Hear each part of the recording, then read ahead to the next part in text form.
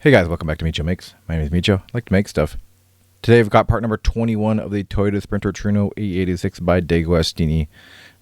This is actually going to be a quite curious part only because I don't recall or really maybe understand how actually big this piece is. And I believe this is going to be a good indication about how large this model is going to be. So without further ado, let's jump right into part number 21.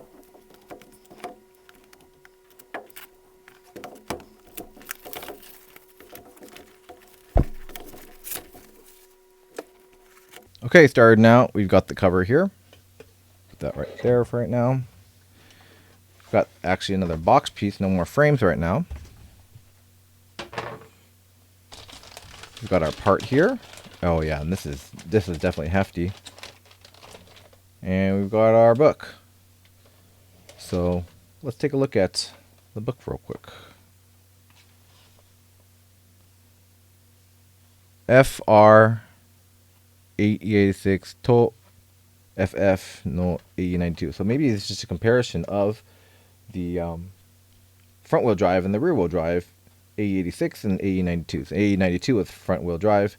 This is FR. When you see FR, if you don't know, SF means front, engine in the front, and then R we rear drive. FF is front, engine in the front, and then front wheel drive.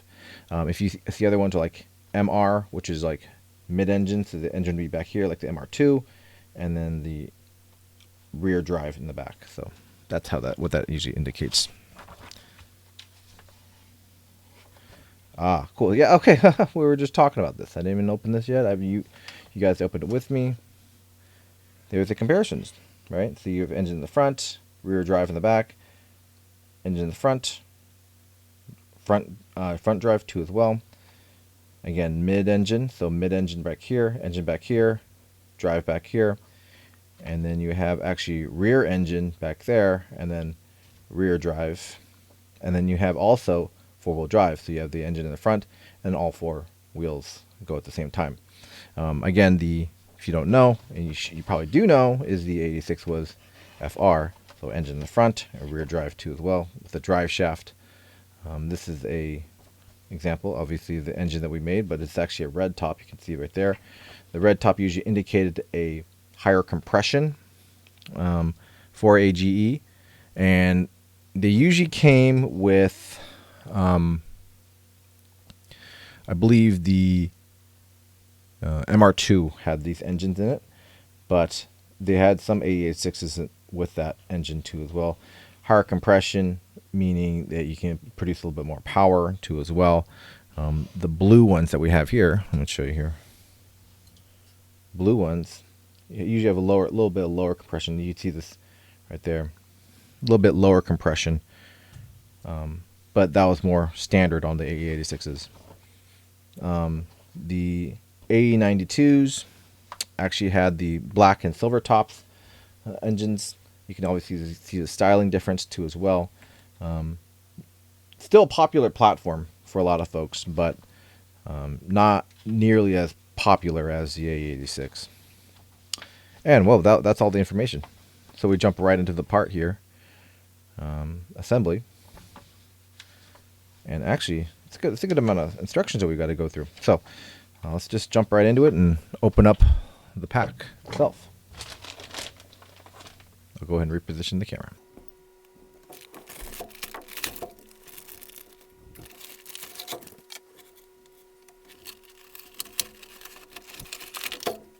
All right, we'll start off with the main piece itself here, and this is the spare tire holder. You can see that there. Oh, it looks like it got a little bit damaged right there.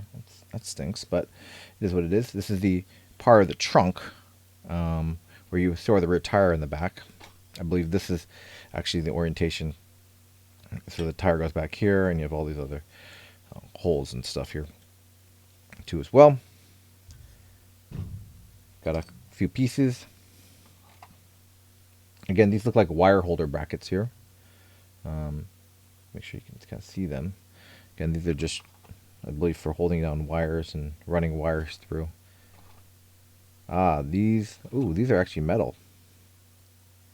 Don't know what these are, just what these are used for just yet. We'll figure it out. We've got the AM screws, CM screws, and more AFM. That's it. We'll jump right into it. And it looks like we are going to be attaching this rear part to the body itself. So I'm going to go ahead and zoom out. Actually, I'm zoomed out as far as I can. Jeez, this is going to be huge. Okay. So it looks like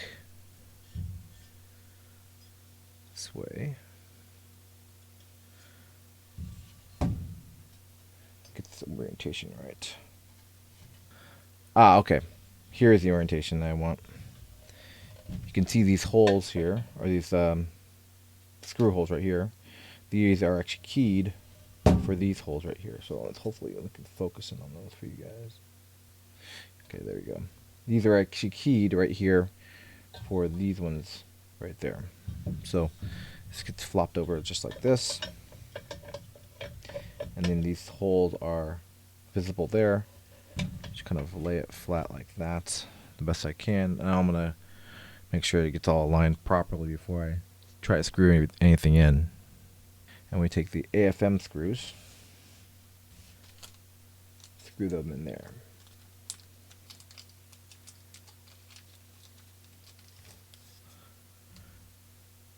AFM screws are definitely like a little bit beefier.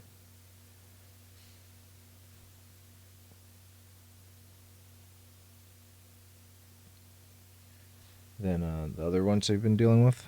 So that's probably a good reason for that. We're going to go slowly, just thread a little bit to make sure that we get this all aligned. I do not want to torque this down and have it all misaligned. But I do believe they designed it as such that you can have it flat because it looks like those align pretty well just when being laid down.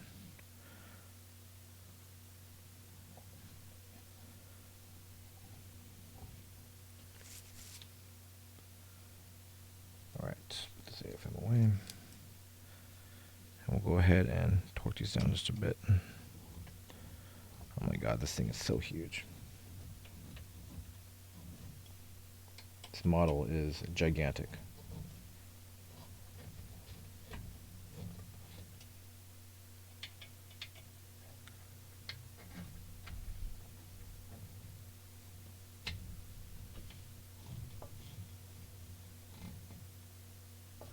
Okay, let's take a look at this. This is kind of true to scale of what we can kind of expect for this model.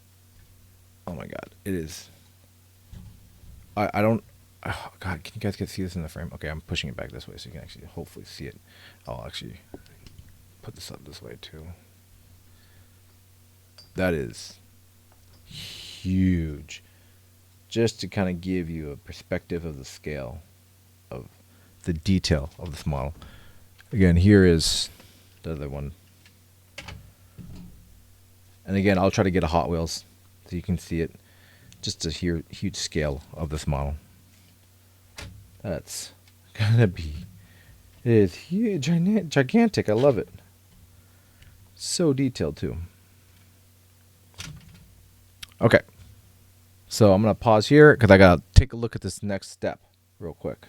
Okay, for these next pieces, actually was just double checking to make sure that there wasn't a difference in these pieces itself. Again, these are, I believe these are metal, little metal pieces, cast metal pieces here. Since there is a hole right there on the other side too as well. I want to make sure if there were different sizes of the holes that they get aligned properly, but it doesn't look like there are. One thing they do point out is like, hey, double check the image because this is a square kind of protrusion. It goes right here. You're not mounting it this direction like that. You're mounting it like that. And then there is a flat part here too as well. I believe that just gets butt up right there. So you do need to hold this on this side with the flat side to the back, just like that. And then also put that screw in, and that is the CM screw.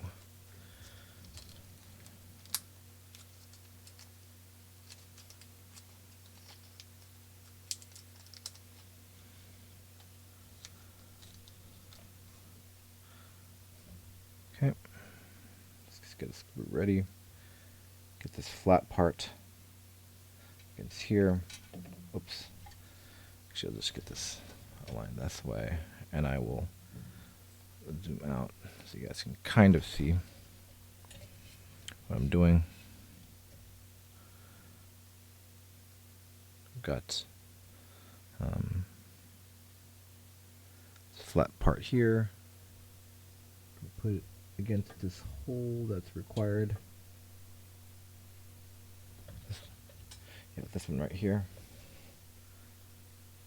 Just like that. It's sticking out. I'll make sure I try to focus for you. And then just right here in this hole.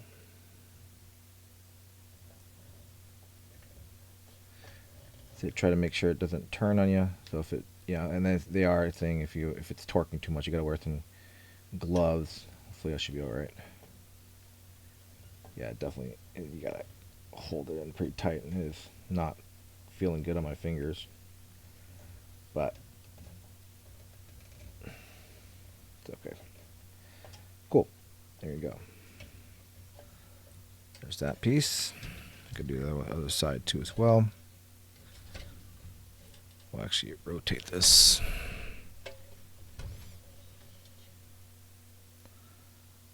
This here, another seam screw.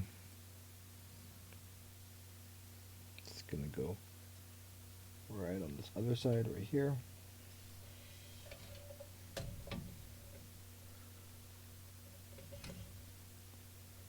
Sure this is on the flat side, yep.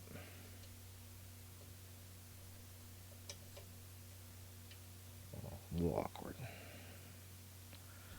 You know, line this a little bit better.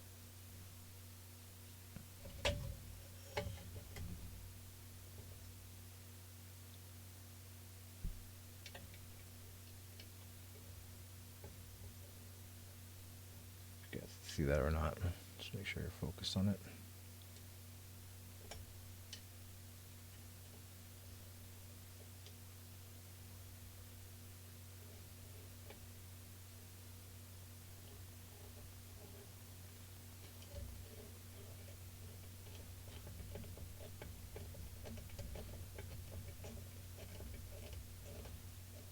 Okay. Got those aligned. Looks good. We'll see what they have to do after, but we are set on that part. Okay, we're taking the little bracket we have here with the AM screw. We're going to be placing it right in this hole, just like so. And screwing it on this direction. Again, I believe this is just a bracket for wiring.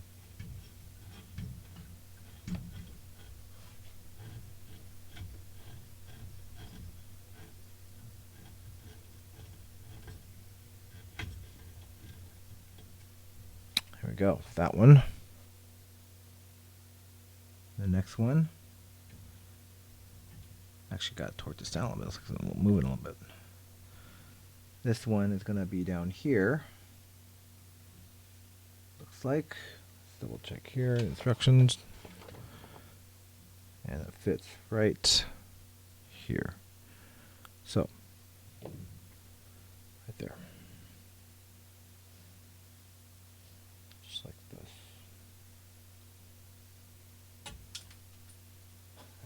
Are you serious?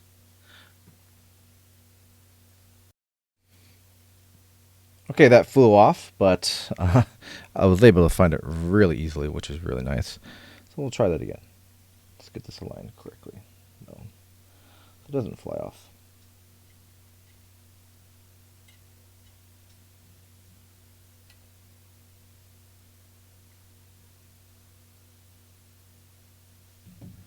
Okay.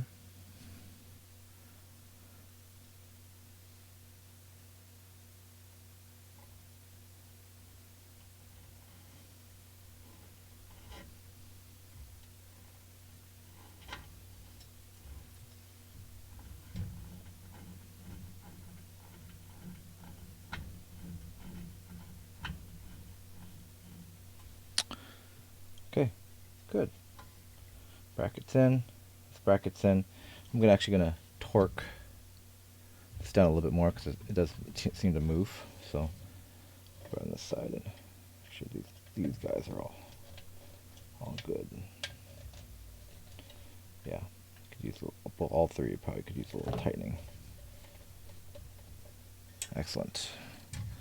And now we have a good gauge, a little preview of what we can expect. I'll go ahead and up here, zoom out. A little preview of what we can expect size-wise for this thing. Wow. Thoroughly impressed about the size of this. Oh my gosh. What a cool model. And it's heavy. It's already heavy without all the interior and the engine and the hood. It is already heavy. How heavy, you might ask? Just with the frame and the pans. Let's pull this thing back out.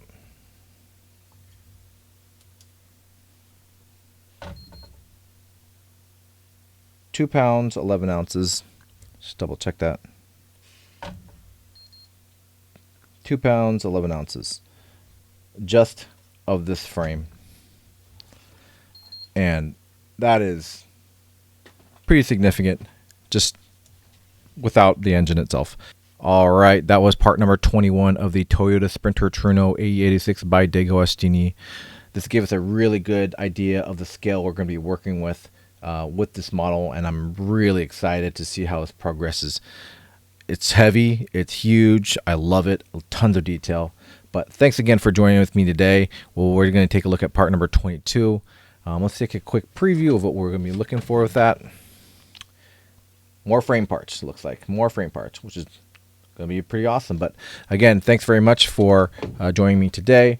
If you have any questions, leave a comment down below. A like and a subscribe would really help the channel grow. But again, thanks very much for joining me, and I'll see you guys in part number 22. Bye for now.